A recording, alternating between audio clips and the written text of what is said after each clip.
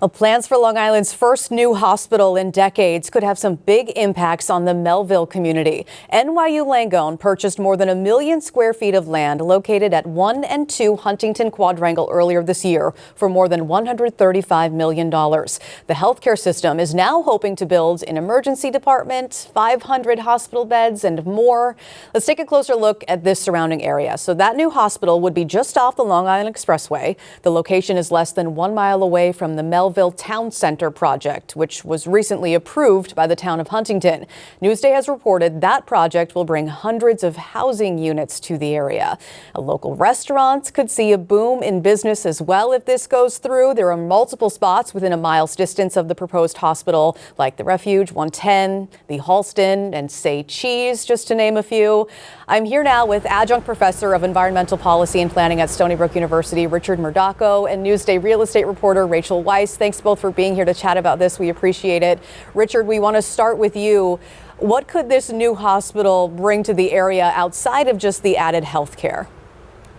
So the project itself will serve as an economic development anchor for the area, and it will attract resident economic growth to the Melville corridor.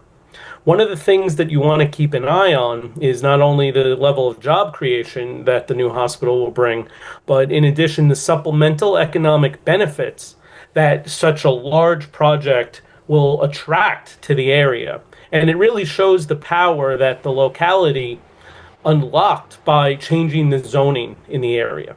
It seems like there'd be a lot of pros to this plan, but Rachel, we know housing on Long Island is always an issue. So how could this proposed hospital impact rent prices and really just the overall real estate in the area? Melville is already a very desirable, very competitive market for home buyers. So that wouldn't really slow down in terms of, the addition of a new hospital here. So the question becomes, is Melville ready to meet this heightened demand? And some experts are more optimistic than others. I think what we could see is an influx of hospital employees and construction workers on the project coming in to scope out the area, and ultimately they'll end up branching out to the surrounding communities, which should ease a little pressure off of Melville's market.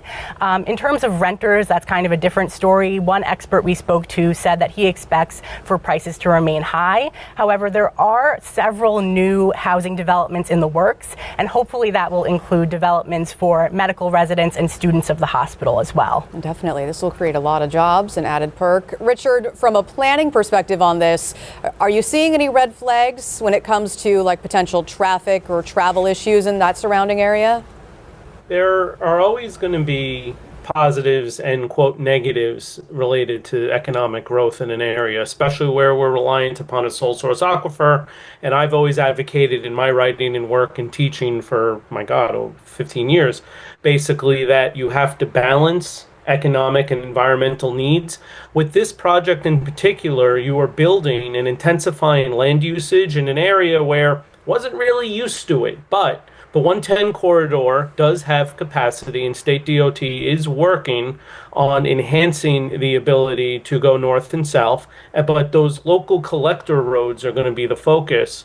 So anytime you increase the developmental density, you have to concurrently increase the infrastructural capacity. And because Melville is centrally located, the question really will be wastewater impacts. True. Something that will for sure be looked into as we move forward with this. Rachel, though, how are residents feeling about this proposal? Well, like the experts I've spoken to, some are more optimistic than others. Last month, we caught up with some residents in these communities around the proposed hospital, and some feel that this is, going to be a major investment in their community. Others are kind of awaiting more information on how this will impact traffic and what the actual scope of this project will be like. But one expert I spoke to for this story said that the project could have a huge benefit on property values in the area, which of course would be a great thing for current homeowners around there. But Macy, the project is nowhere near shovel ready, so we're going to be watching really closely here to see what actually unfolds. We know you will stay on it. So thank you, Rachel and Richard, both for being part of this conversation. We appreciate your time. Again, NYU Langone does still need approval for this project from the town and the state, so a lot of planning ahead. You can read Rachel's full story on this, written with Newsday's Celia Young, and find the latest developments on this new hospital on our website, newsday.com.